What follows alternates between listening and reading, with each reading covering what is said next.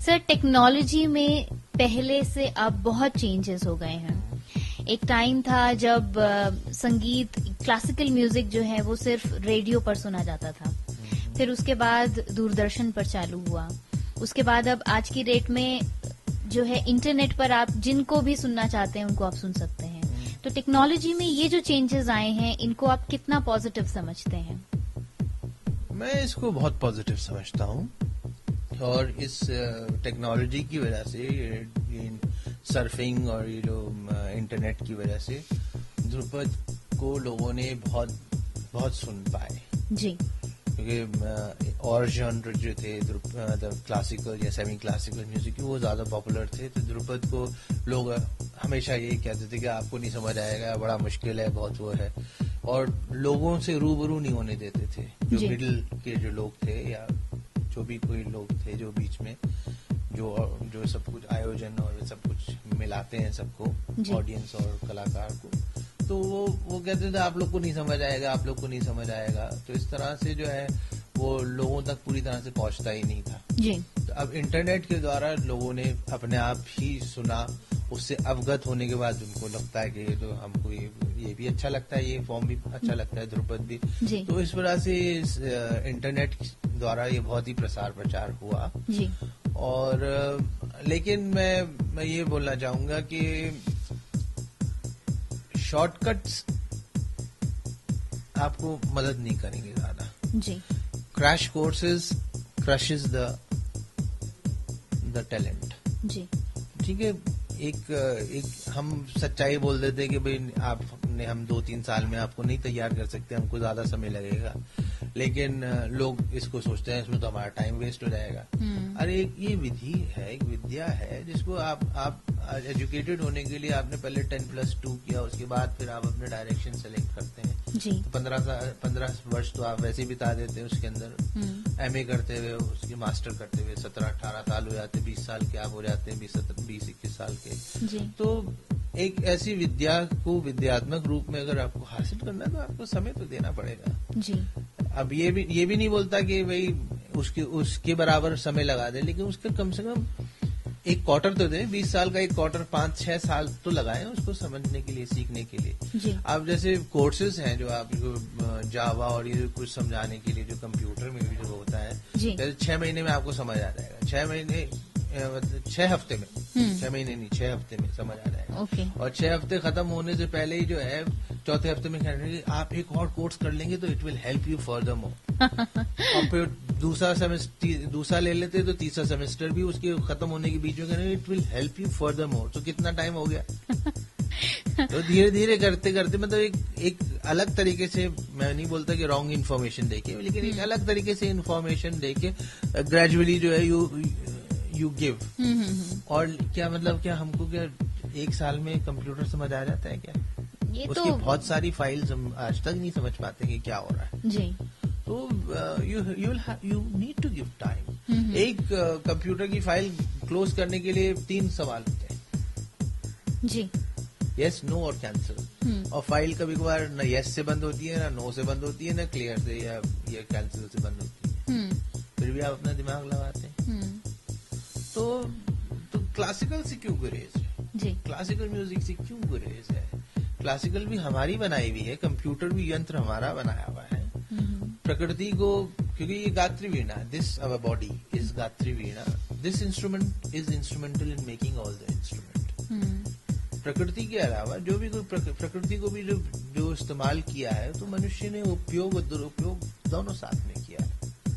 तो संगीत की रचना भी मनुष्य ने की है, संगीत की रचना जो मनुष्य ने की है, संगीत में भी जो और भी विधाएं हैं उनके भी रचनात्मक रूप देने वाला मनुष्य है जी। तो शास्त्रीयता भी मनुष्य ने क्रिएट किया, तो उससे क्यों गुरेज जी? तो उस मेंटल ब्लॉक को हटाने की जरूरत है लोगों को कि हमको नहीं समझ आएगा। क्यों नहीं समझ आएगा भाई? पहले सर कहते थे कि लोगों में बड़ी पेशेंस भी थी और गुरु शिष्य परंपरा में लोग सीखते थे, सालों साल लगा देते थे। आज की डेट में इंस्टीट्यूशंस आ गए हैं, गुरु शिष्य परंपरा बहुत कम रह गई है अब। और इंस्टीट्यूशंस में भी लोग अब जब जैसे वहां पे भी कोर्स होते हैं, junior diploma, senior diploma, then equivalent to आपका डिग्री कोर्स, कम से कम 6 साल आपको वहां पे भी लगते हैं। लेकिन आज की डेट में लोग टाइम नहीं देना चाहते। अगर हम बात करें ऐसे इंस्टीट्यूशंस की जो वाकई बहुत अच्छा काम कर रहे हैं और गुरु शिष्य परंपरा की जगह अगर वाकई किसी इंस्टीट्यूशन ने ली है, तो वो इंस्टीट्यूट कौन से हैं आपकी नजरों में जो वाकई बहुत अच्छा काम कर रहे हैं?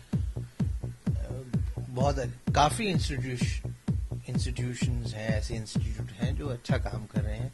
अब मैं नाम ऐसा लूंगा नहीं, क्योंकि किसी का नाम छूट जाएगा तो मुझे मेरी टांग पकड़ लेंगे कि आपने कैसे छोड़ दिया या वो क्या है।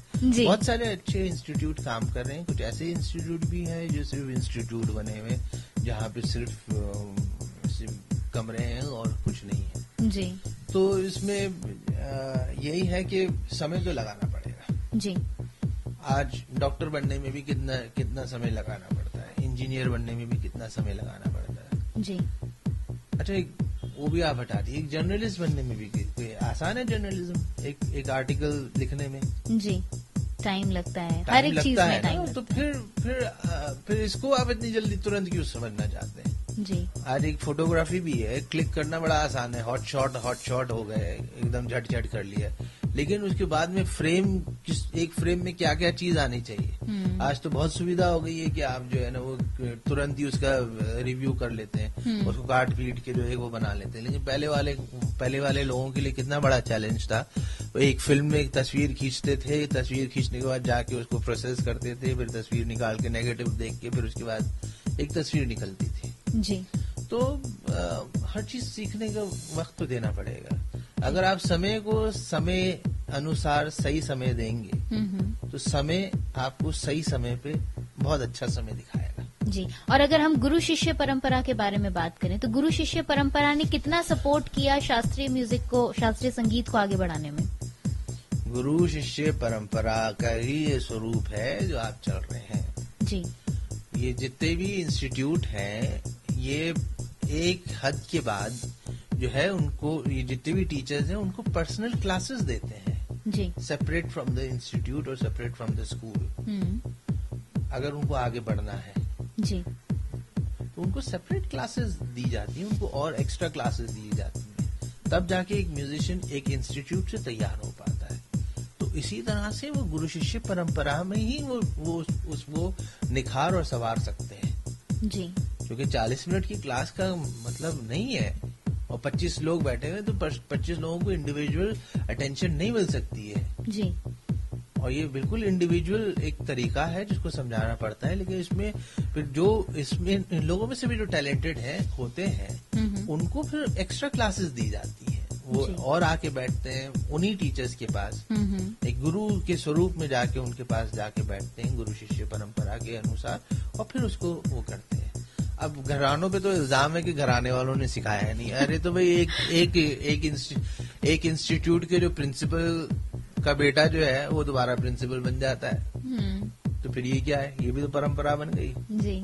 और घरानेदार लोगों को बोलते कि सिखाते नहीं। अरे सिखाया नहीं तो यहाँ पे सबके पास कैसे पहुंचा हुआ है ये बता दो, कैसे आया हुआ है?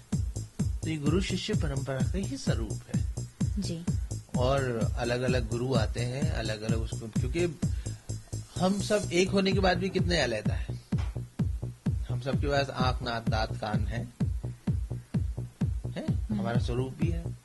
हम सब एक होने के बाद भी इतने अलग क्यों जी? तो ये श्रुति भेद है। और मॉडर्न लैंग्वेज में बोलूं तो नानो बाइट्स डिफरेंस हम लोगों में। ये राग में सारेगामा पधनिसा तो है, लेकिन हर राग में सारेगामा पधनिसा का उसकी प्रस्तुतिकरण डिफरेंट है जी। वो फर्क है जी। वो सारेगामा पधनिसा की अलग अलग फ्रीक्वेंसी है। जैसे आज कंप्यूटर एज में आज ये देखते हैं कितने ग्रीन आ गए, कितने येलो आ गए, कितने ब्लू आ गए, देखते हैं ना। तो ये श्रुतियां हैं जी, हर एक शेड की। तो इसी तरह से रागों में भी शेड्स हैं, रागों में भी शेड्स हैं जी, जिसको हम रागों में शेड्स हैं, और स्वरों में, रागों के स्वरों में शेड्स हैं, जिसको हम इस्तेमाल करके हम प्रस्तुत करते हैं जी। आज की डेट में पहले